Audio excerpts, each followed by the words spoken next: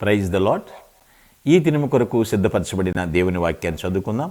జాగ్రత్తగా ఆలకించగలరని మనవి. కొరింథీయులకు రాసిన 2వ పత్రిక 3వ అధ్యాయము 2వ వచనం చదువుకుందాం. మా హృదయముల మీద వ్రాయబడి ఉండి మనుషులందరూ తెలుసుకొనుచు చదువుచున్న మా పత్రిక మీరే కారా? ప్రభునందు ప్రియులారా, ముందుగా మీకు హృదయపూర్వక వందనములు తెలియచేస్తూ ఉన్నాను. ఇక్కడ పౌలు చెప్పిన మాటలను బట్టి మనం అర్థం చేసుకోవాల్సింది ఏంటంటే, మాటల కన్నా చేతలు గట్టిగా మాట్లాడతాయంట. ఒకసారి మాటలు మాట్లాడకుండా చేతలు గట్టిగా మాట్లాడతాయి. పౌలు భక్తుడు మన జీవితాల్ని ఎలా పోలుస్తున్నాడంటే, చదివిన ఉత్తరాలతో పోల్చాడు. ఈ మాట ఇక్కడ అర్థం అదే. అతను ఇలా అంటున్నాడు, మా హృదయముల మీద వ్రాయబడి ఉండి మనుషులందరూ తెలుసుకొనుచు చదువుకొనుచున్న మా పత్రిక మీరే కారా అన్నాడు.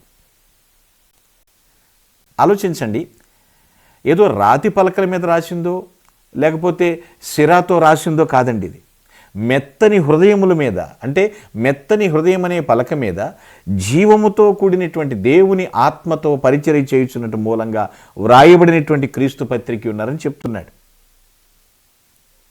మీకు వివరిస్తాను నేను. ఒక పుస్తక రచయిత, ఒక కవి ఒక సందర్భంలో ఇలా మాట్లాడాడు. ఏమన్నారంటే, పుస్తకం రాయటం వలన వచ్చేటువంటి ప్రతిఫలం ఆర్థిక రాబడి కాదు, అవతలి వ్యక్తి ఆ పుస్తకమునకు స్పందించిన విధానం అన్నాడు.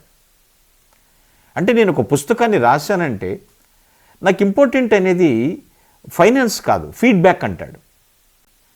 ఆర్థిక రాబడి వాళ్ళు వస్తుంది, అయిపోతుంది. ఆ ఫీడ్బ్యాక్ ఎలా ఉంది? Income is not important. Income కాదు ఇక్కడ ఇంపార్టెంట్ అనేది, ఇన్సైడ్ రెస్పాన్స్ ఇంపార్టెంట్. ఇక్కడ పౌలు భక్తుడు చెప్పిన మాట ఏంటో తెలుసా? చదవబడిన సిఫారసు పత్రికలు మీరు అంటున్నాడు. ఎవరి సిఫారసు? దేవుని సిఫారసు పత్రికలు. మనం వివరిస్తా. మనం ఎప్పటి నుంచో వింటూ ఉంటాం, బైబిల్లో 4 సువార్తలునే కానీ నిజంగా 5 సువార్తలు అంటారు. మత్తయి సువార్త, మార్కు సువార్త, లూకా సువార్త, యోహాను సువార్తతో పాటు మీరే ఒక సువార్త అంటాడు. అంటే కొందరు చదువుతున్న బైబిల్ ఎవరంటే మనమే. కొందరు మనల్ని చదువుతున్నారు. మరి మనము దేవుని పత్రికలాగా కనబడుతున్నామా? పరిశుద్ధాత్ముడి సందేశంతో నింపబడిన మన జీవితం కొంతమందికి సందేశంలాగా కనపడాలి కదా. హార్డ్ కాపీ పేపర్ ఇస్తేనే కాదట, మనమే ఒక సందేశంలాగా కనపడాలి. అదే ఇక్కడ పౌలు ఉద్దేశం. పిల్లలు, లోకమునకు మనము దేవుని సందేశంగా మారామా? మీరే కారా అంటున్నాడు. ఈ పత్రిక ఏ కలవ రాసిందో, ఏ ఇంకుతో సిరాతో రాసింది కాదు పిల్లరా. జీవము గల దేవుని ఆత్మతో రాయబడింది.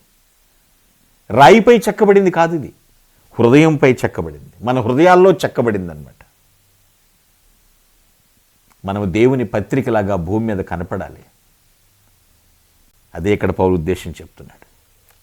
ఒక మిషనరీ గారు సేవ చేస్తూ వస్తున్నాడు. అలా సేవ చేయటం ద్వారా అనేక మందిలో ఒక యవనస్తుడు కూడా రక్షించబడ్డాడు. ఆ యవనస్తుడిని, బాబు నువ్వు ఎలా రక్షించబడ్డావు అని అడిగితే ఆయన చెప్పినటువంటి మాట ఏంటంటే, ఒకానొక సందర్భంలో నేను ప్రభుని చూశాను, ప్రభు నాతో మాట్లాడాడు, కాబట్టి నేను నా జీవితాన్ని ప్రభువుకి అప్పచెప్పాను అని చెప్తూ ముగించకుండా, ఆయన నేను ఎక్కడ కలుసుకున్నానో తెలుసా దేవుణ్ణి అన్నాడు. ఎక్కడ బాబు కలుసుకున్నదంటే, నాకు బోధించిన ఈ మిషనరీ జీవితంలో నేను చూశాను, ఇక్కడ నేను యేసుప్రభుని కలుసుకున్నాను అన్నాడు. ఆ మిషనరీ ద్వారా, ఆ మిషనరీలో నాకు వాక్యం చెప్పిన ఆ ప్రబోధకుల్లో నేను యేసుక్రీస్తుని కలుసుకున్నాను, ఆయనలో నేను చూశాను యేసుక్రీస్తుని. ఎంత గొప్ప సత్యం అండి. కొంతమంది చదువుతున్న బైబిల్ లాగా మనం ఉన్నామా? మనమే ఒక బైబిల్ లాగా ఉన్నామా? జీవముతో నిండినటువంటి దేవుని సందేశంగా భూమి మీదకి మనం వెళ్తున్నామా? మన జీవితాలను చదవడం ద్వారా చాలామంది ప్రజలు క్రీస్తుని గురించి తెలుసుకుంటారు. సత్యముతో నింపబడిన సందేశంగా మనం జీవించాలి. అది దీని ఉద్దేశం. పిల్లలు ఆలోచించండి. మనము క్రీస్తు నుండి వచ్చిన ఒక పత్రిక అని ఎదుటివారు అర్థం చేసుకోవాలి. అప్పుడే మన జన్మ ధన్యమండి. ఏదో ఒక పుస్తకం, ఏదో ఒక సూచన పుస్తకాన్ని చదివి మన విశ్వాసులము కాలేమండి. దేవుని వాక్యమే. మార్పు అనేది పిల్లరా దేవుడు తన ఆత్మను మనలో అమర్చడాన్ని బట్టి జరుగుతుంది. ఇప్పటికైనా దేవునితో నింపబడిన ఒక సందేశంలాగా మనమందరము జీవించుదుము గాక. ఆమేన్. ప్లీజ్ అలా close your eyes. I will pray for you. దయగలిగిన తండ్రి నీకు వందనములు. వాక్యమై ఉన్న ప్రభువా నీకు వందనములు నాయన. మేమంతా కూడా ప్రజలు చదివేటువంటి బైబిల్గా మారాలంటున్నావు. నీ ఆత్మతో నింపబడినటువంటి సందేశముగా మేము జీవిస్తాము.